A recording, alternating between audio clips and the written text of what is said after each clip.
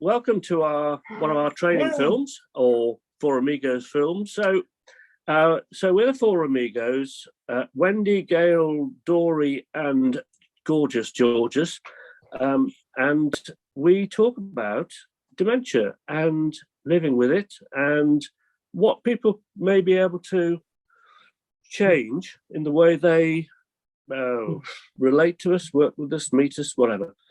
And today we're going to talk about general practice in particular, but we'll go all over the place, no doubt. Mm. What do you think could be done to support people who are frightened of getting diagnosed, frightened of being referred, or maybe even get sort of dragged by their tail to an assessment and then say, no, don't tell me, I don't want to know. Now, because there are some places in the country where there is support built in. As soon as the practice becomes aware that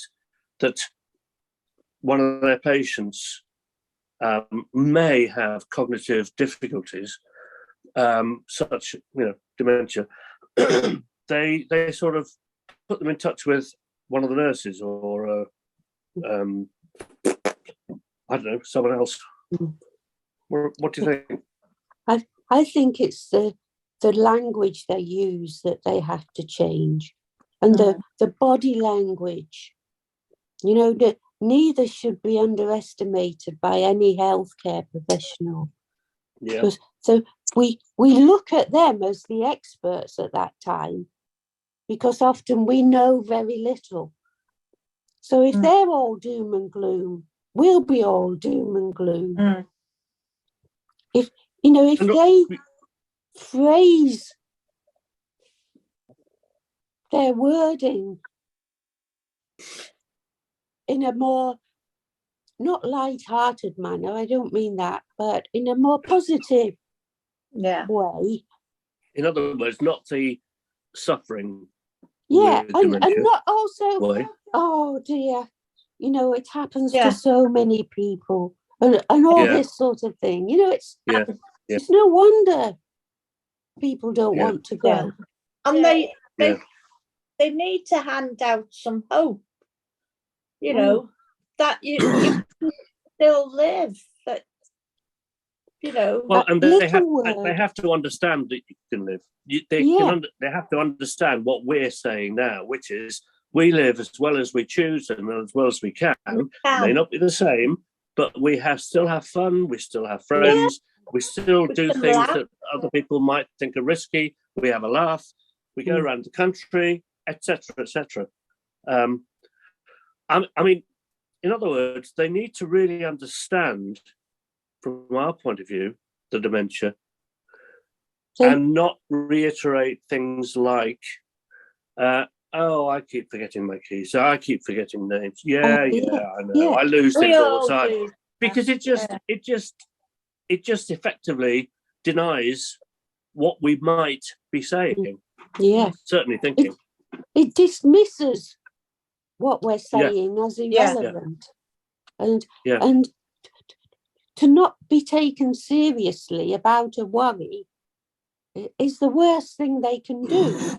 But it's also the worst thing they can do to be all doom and gloom about it.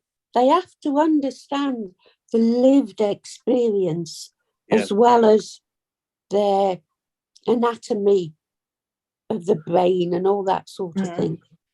I mean, it's like, why can't they, to me, people are frightened to go and get a diagnosis because everything is so negative. And yes, so it's scary because it's not a good outcome. They sit there thinking, well, it's not a good outcome, so why do I go? What are they going to do for me?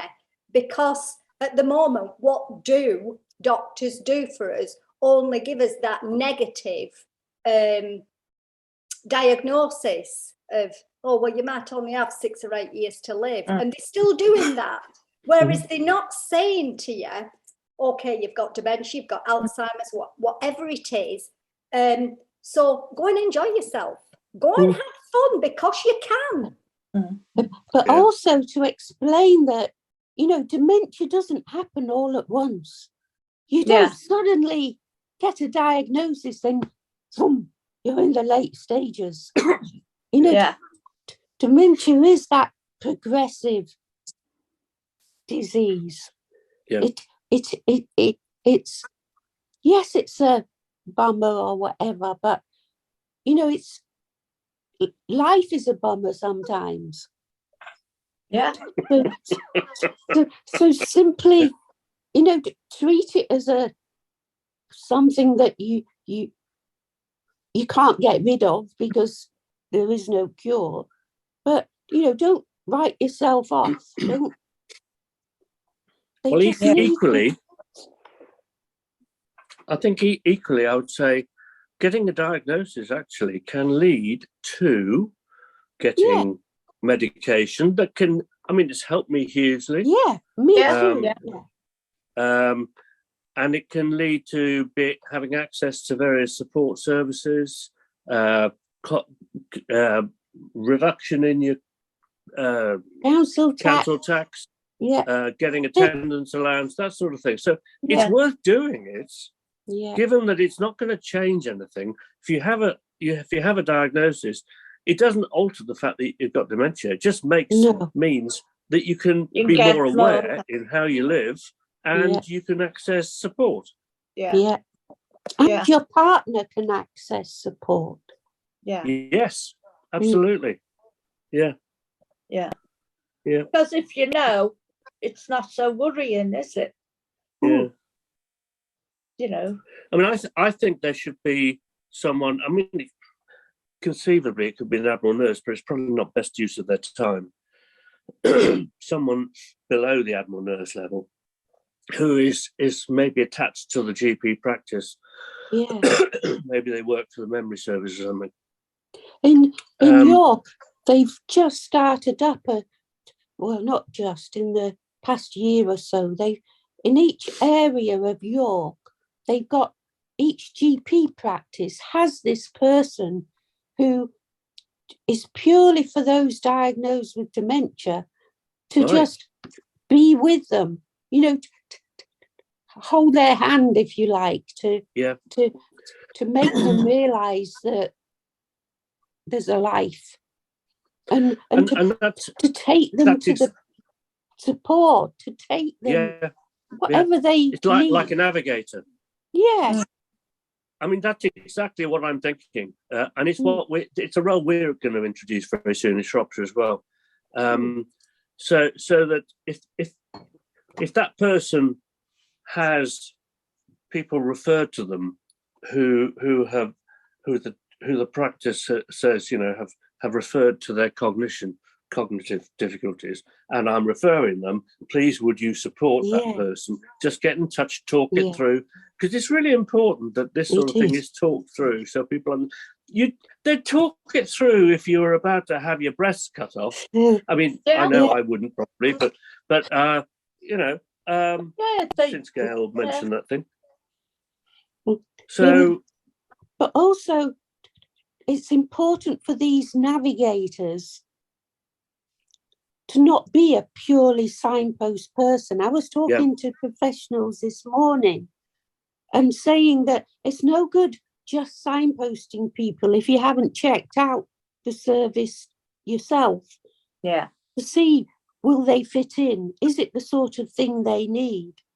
So the navigator has such a more broader, important role, because if they signpost somebody to the wrong peer support group, that person might not go again. They might give up.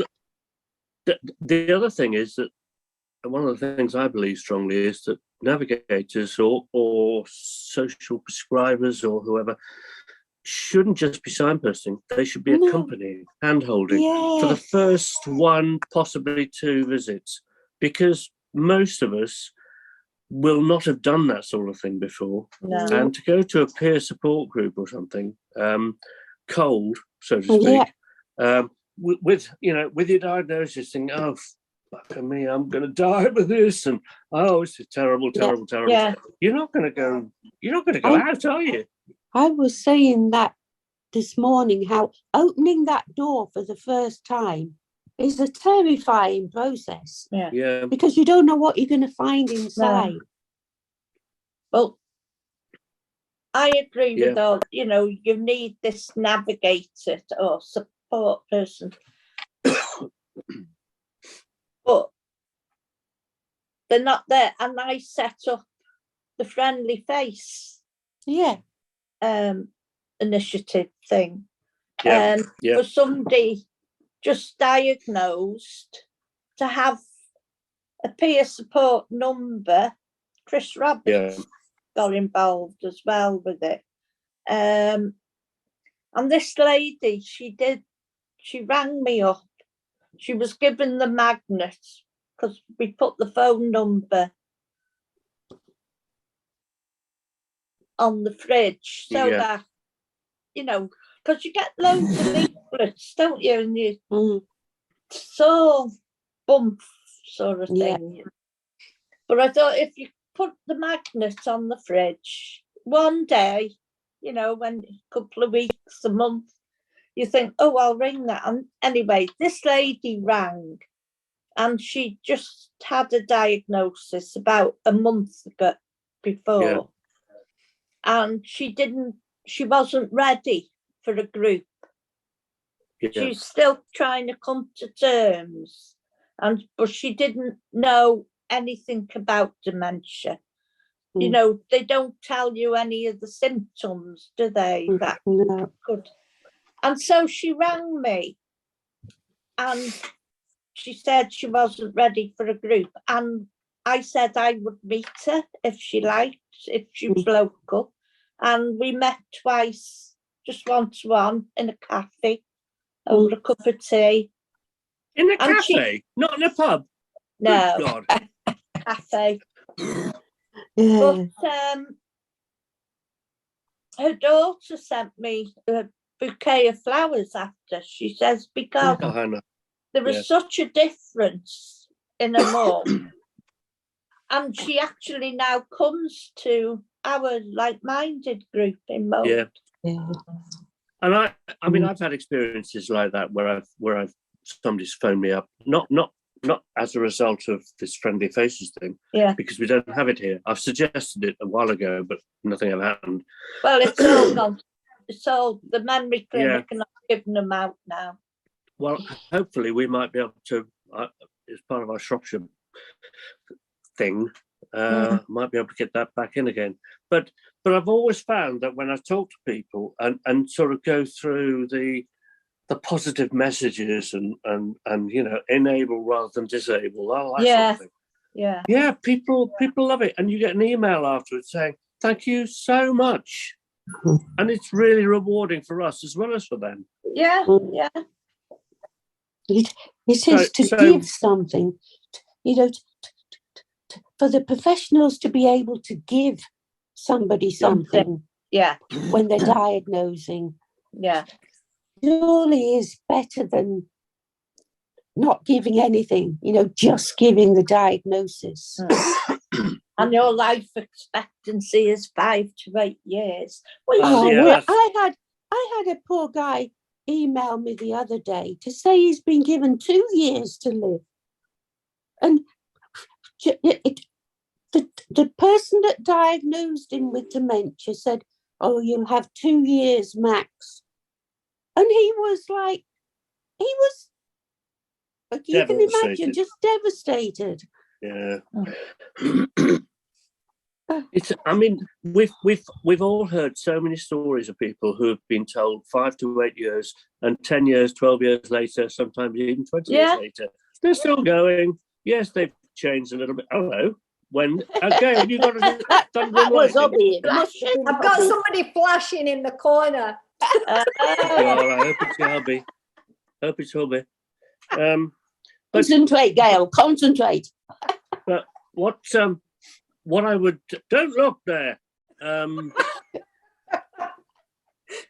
I do think, coming back to what Doris said earlier,